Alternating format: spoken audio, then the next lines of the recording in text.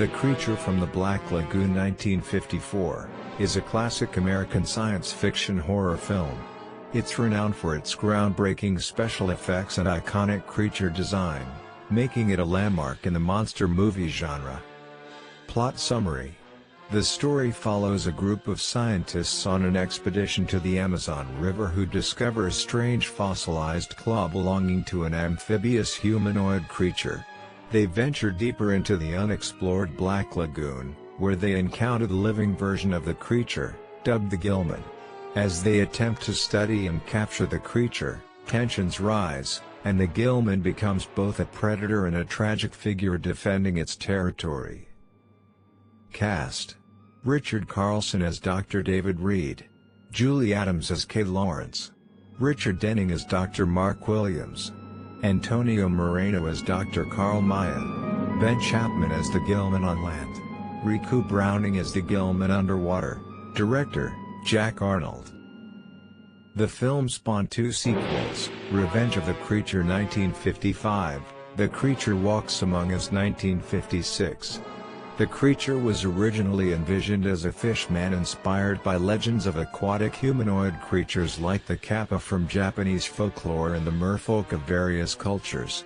Its design was meant to be both human and aquatic, with webbed hands and a scaly, almost amphibious appearance. Filming the underwater scenes was incredibly challenging. Riku Browning, who portrayed the Gilman in the water, had to hold his breath for long periods while performing intricate movements. The water was often murky, and it was difficult to achieve good visibility, but Browning's grace and dexterity underwater made it a standout feature of the film. The iconic Gilman suit was designed by Millicent Patrick, one of the first women to work as a creature designer in Hollywood. The suit was made of rubber and was quite heavy, weighing up to 40 pounds. The makeup process for the actor inside the suit could take up to 3 hours before filming. The film was made in 3D, which was all the rage in the early 50s. Some of the scenes were deliberately shot to take advantage of the 3D technology, such as when the creature's clawed hands seemed to reach out toward the audience. While the 3D craze eventually faded, this film's use of the technology is still notable for its creativity. Despite being a latecomer to the Universal Monsters lineup, which included Dracula, Frankenstein, the Mummy, and the Wolfman, the creature became iconic in its own right. It was a fresh take on the monster genre, bringing a more aquatic, nature-based antagonist into the fold. It's one of the few Universal monsters whose films were still being made in the 1950s, ensuring its lasting legacy. One of the most iconic scenes from the movie involves Julie Adams swimming in a lagoon while the creature stalks her.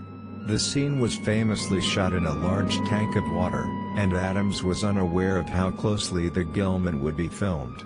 Her natural, terrified reactions were real. The swimming scene became iconic, and Adams was often asked to recreate it in later interviews. The Gilman remains one of the most enduring horror movie monsters, in addition to influencing films and other forms of media. The film had an estimated budget of $1 million. This was a modest sum, especially for a sci-fi/horror film with special effects and underwater sequences, which were costly at the time. It earned about $1.3 million in the US during its initial release. While that might not sound like a massive success today, it was a solid return on the film's modest budget, especially considering the era's market conditions. Positive reviews. One of the most praised aspects of the film was the design of the Gilman itself. Critics and audiences were impressed by the creature's lifelike movements, particularly in the underwater scenes. The makeup and costume designed by Millicent Patrick were groundbreaking at the time. The eerie, swampy atmosphere of the Amazon was well received, with particular praise for the underwater cinematography, which was still a relatively new technique in the 1950s. The creature's stalking of the characters in the lagoon was described as both thrilling and terrifying, with the monster being viewed as a formidable antagonist. Negative reviews. Some critics were less impressed by the storyline, which they felt was formulaic and predictable. The creatures' motives were perceived as thin, and the plot was sometimes described as simplistic or lacking in depth. Critics noted that the human characters were relatively one-dimensional, with no real depth or development. Many felt that the film's focus on the monster took away from the potential to develop richer character interactions.